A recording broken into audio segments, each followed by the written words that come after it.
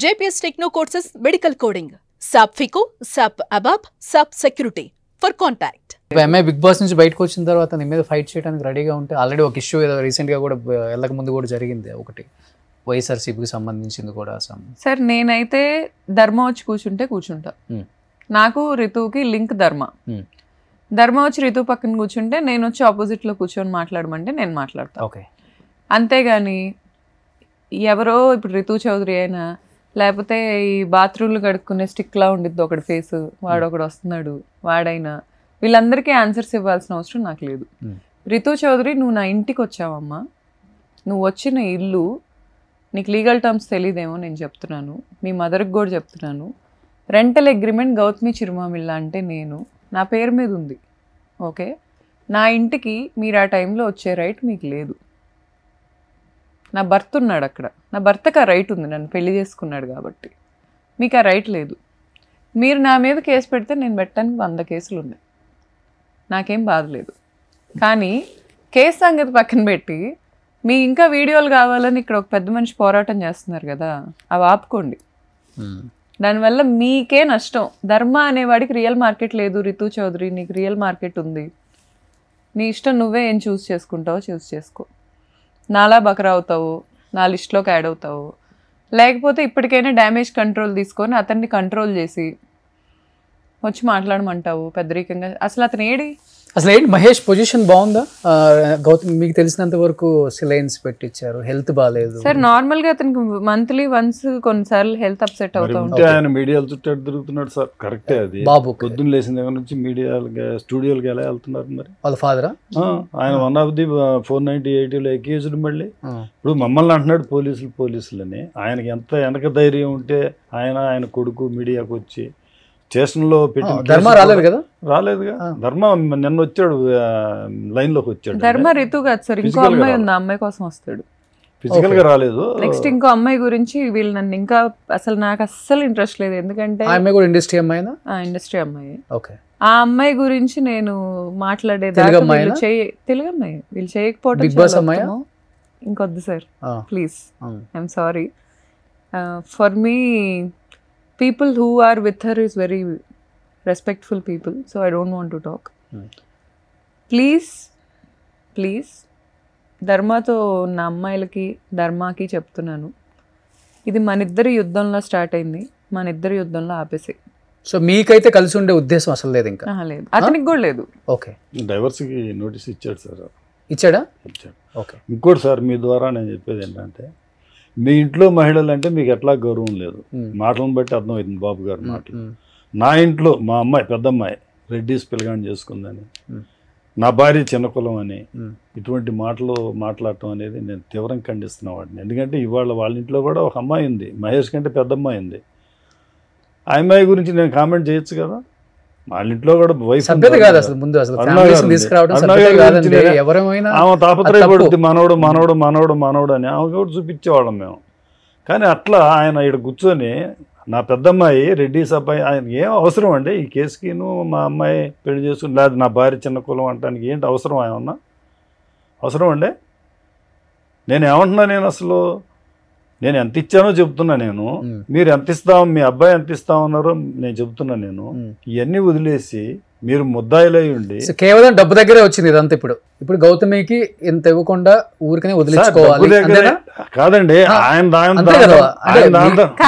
కాదు అసలు కాదు సార్. ఒక్క నిమిషం బాబు, ఇది ఎక్కడ వచ్చిందంటే నా బ్రాండ్ లాక్కోవాలని చూస్తే అదే ఏదైనా అక్కడ వచ్చింది. వాళ్ళు ఇవ్వాల్సింది ఏం లేదు, నా దగ్గర ఉంది, లాక్కోవడానికి ప్రయత్నిస్తున్నారు. అది నా సెల్ఫ్ ఎక్వైర్డ్ ఆస్తి, అది అట్లా వదిలేస్తే మంచిది. లీగల్ గా వెళ్తే కోర్టులో చూసుకుంటాం, కోర్టులో గెలుస్తాం. ఎంత ఉంటుంది ఆ ప్రాపర్టీ వాల్యూ? దీని గురించి ఆయన చెప్పే లెక్క ఆయన ప్రాపర్టీస్ తో పోల్చుకుంటే ఎంచుకున్నాయేమో క్యాపిటల్ ఉన్నాయి సార్, కోట్లు లెక్క చెప్తున్నారు కదా వాళ్ళు, దాంతో పోల్చుకుంటే నథింగ్ కదా. మరి ఇప్పుడు చాలా మీరు చెప్పాలి కదా ఈ బ్రాండ్ కోసం ఫైటింగ్ అనేది. అసలు నాకు ఆ క్వశ్చన్ అర్థం అంటే ఏంటంటే, గౌతమి అనే అమ్మాయి సమాజంలో తిరగకూడదు, అది మేము ఖర్చు వేసాం ఆ అమ్మాయి మీద. ఇక ఆ అమ్మాయి బానిసలాగా పడి ఉండాల్సిందే మేము మొత్తం. ఎందుకంటే ఆయన 60% దాన ధర్మాలు చేస్తున్నాను అంటున్నాడు, ఎన్నో చేశాను. ఎన్ని రోజులుగా ఈ పోరాటం అనుకుంటున్నారు మీరు? సరే, ఆయన వస్తే ఈ రోజే అయిపోయింది, అంతేనా? ఓకే. సో అందరూ పార్ట్ 2 కోసం అయితే వెయిట్ చేయండి. డెఫినెట్గా పార్ట్ 2 ఉంటుంది. ఆయన వస్తానని నాకు మాట ఇచ్చారు. బట్ డెఫినెట్గా ఇది ఆయన వస్తారనుకున్నాను నేను. ఇప్పుడు వస్తే నన్ను పిలవండి,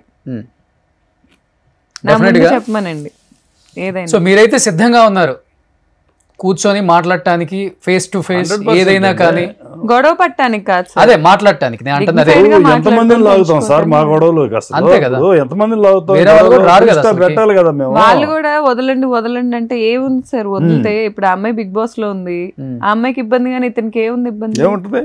హ్యాపీగా తండ్రిని ముందు పంపించాడు, ఏదో హెల్త్ ఇష్యూ అంటున్నాడు, ఎక్కడో కూర్చున్నాడు, నిన్న ఒక్క నిమిషం మాట్లాడేసి నా బిడ్డ అన్నాడు, బిడ్డను మిస్ అవుతున్నా అన్నాడు, మరి రితు వాళ్ళ అమ్మ ఏడుస్తుంది అన్నాడు, అయిపోయింది. విక్టిమ్ కార్డ్ అయిపోయింది, మంచోడు మామ అనిపించుకున్నాడు, వెళ్ళిపోయాడు. ఆ పిల్ల పరిస్థితి ఏంటి? ఆ పిల్లకి ఎన్ని నోట్స్ ఆగుంటాయి ఏంటి అసలు? అమ్మాయి బలిస్తారంటే ఒకళ్ళు డైవోర్స్ తీసుకున్నారు. సరే వైసీపీ పార్టీ అని నన్ను వదిలేశారు, రితు చౌదరి పార్టీ ఏంటి? నేను వైసీపీ, నేను ఏ పార్టీ కాదు హానెస్ట్లీ. మా ఫాదర్కి ఉన్నాయి పొలిటికల్ లింక్స్, నాకు లేవు. ఇప్పుడు నేను అనే వ్యక్తిని వైసీపీ అని వాళ్ళ ఫాదర్ మాట్లాడుతున్నాడు, స్టాండ్ తీసుకుంటున్నాడు, హార్డ్ కోర్ టీడీపీ. మరి ఆ అమ్మాయికి వైసీపీ లింక్స్ ఉన్నాయి, వాళ్ళ హస్బెండ్ వైసీపీ అంటున్నారు కదా, మరి ఆ అమ్మాయిని ఎందుకు తెచ్చుకున్నారు ఫ్లాట్కి? ఈయన మొన్న చేసింది వైసీపీకే కదండి అసెంబ్లీ ఎన్నికల్లో. అక్కడ గన్నవరంలో ఈయన వల్లభనేని వంశీకే చేసాడు మొన్న. యార్లగడ్డ వెంకటరావు గారు ఈయన రానీయుడు అక్కడ. ఇప్పుడు అయినా అనవసరం మనం, ఎందుకంటే కొన్ని విషయాలు సబ్జెక్ట్ సంబంధించి మాట్లాడుకోవాలి సార్. ఇక్కడ చిన్నిగా ఏదైనా ఒక క్లారిటీ అయితే ఇచ్చారు, ఆయన వచ్చి మాట్లాడిన దానికి చాలా క్లారిటీ ఇచ్చారు. ఈ రోజు మా అబ్బాయి మంచోడు అని చెప్పుకో, అంతవరకు బాగానే ఉంటుంది. మేము మా అమ్మాయిని బాగా చూసుకున్నాం చెప్పుకో బాగుంటుంది. కానీ ఆ పొలిటికల్గా తీసుకొచ్చి చిన్ని గారు రౌడీ షీటరు, నేను రౌడీ షీటర్ అని ప్రూఫ్ చేయమని. ఎందుకంటే ఇదైతే అతను మాట్లాడిన వర్షన్ చూసిన తర్వాత నిజంగా గౌతమి చెప్పిన దాంట్లో ఒక 70% అబద్ధాలే అయి ఉంటాయేమో అందరికి అనిపించింది. అంతే కదా, 200%. ఆయన అలా చేయగలరు. ఆయన మాట్లాడలేదు, బూతులు మాట్లాడలేదు, వాస్తవాలు జరిగి మాట్లాడాడు. ఈ మధ్య వచ్చిన గొడవ, బట్ మీకు తెలుసు ఒక క్లారిటీ అనేది తను కూడా డెఫినెట్ గా ఇస్తుందని తనకి తెలుసు. కింద ఓటింగ్ ఇప్పుడు తిని మాట్లాడిన తర్వాత మళ్ళీ ఆయన రేపు మళ్ళీ క్లారిటీ ఇవ్వాలని ఆయనకి తెలుసు. ఇది తెగదు. ఇది తెగేది ఎప్పుడంటే మీరు కూర్చొని ఒకసారి మాట్లాడారు. ఈ ప్లేస్ లో ఆయన ఉండుంటే నిజంగా ఆయన తెగొట్టే పెద్ద మనిషి, అంత పెద్ద మనసు ఉండి ఎందుకు క్లోజ్ చేసేద్దాం చిచ్చి అనుకుంటే తెగుతుంది. లేదంటే ఇది ఇంతే నడుస్తుంది కొన్ని రోజులు. సార్ ఒక్క మాట చెప్పంటారు, మీరు మంచి కాంటెంట్ ఇచ్చిన వాళ్ళు. మా అమ్మాయిని అనకూడదండి, ఆయనకి మా అమ్మాయి కూడా సంతలో ఒక పశువులాగా కనపడుతుందండి. ఇప్పుడు ఎంతమందితో ఆయన ఫోన్లు చేయించాడు, ఎంతమంది దగ్గర పంచాయతీ పెట్టాలనుకుంటున్నాడు. మేమేమంటున్నాం, ఎక్కడికి పోయినా కూడా ఆయన ఏమంటున్నాడు, ఆస్తులు ఇక్కడ రమ్మంటున్నాం కదా మేము. అసలు మేమేం అడిగాం, నువ్వు ఎందుకు మ్యానిపులేట్ చేస్తున్నావు? అసలు నీకు ఆడవాళ్ళ మీద గౌరవం ఉండి ఆడవాళ్ళ జీవితాలు నాశనం కూడదు అనుకుంటే ఇప్పుడు ఒకళ్ళు డైవోర్స్ తీసుకున్నారు, అయిపోయింది. ఈ పరిణామాల్లో భాగమే అది. ఇప్పుడు ఈ పరిణామాల్లో అయిపోయింది సార్, వాళ్ళు అయిపోయి డిస్పర్స్ సార్. అది ఆయన ఏమన్నా అంటే ఈ ఆడియో తయారు చేయొచ్చు అంటున్నాడు. తయారు చేస్తే వాళ్ళు ఎందుకు డైవర్స్ తీసుకుంటారు సార్? మరి ఇప్పుడు ఆయన ఎట్లాంటి వాడు అంటే అంతగా చెప్పగలడు ఆయన. నేను అనేది అంటే అది చెప్పేది ఏదో ఈ టైంలో నిజాయితీగా చెప్పు, మా అమ్మాయికి న్యాయం చేయి.